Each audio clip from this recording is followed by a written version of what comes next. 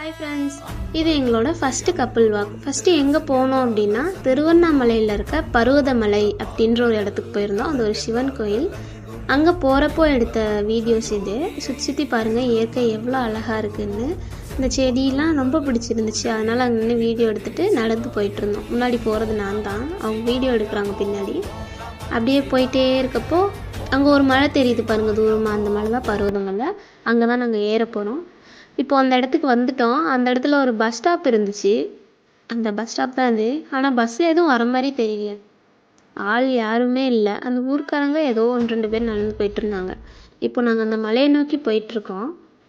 இந்த மலை ஏறுறது அவ்வளோ ஈஸி இல்லை, ரொம்ப கஷ்டம்னு சொன்னாங்க. அப்படி என்னடா கஷ்டம் இருக்குது பார்க்கலான்னு சொல்லி தான் ஏறலாம் அப்படின்னு சொல்லி ட்ரை பண்ணோம்.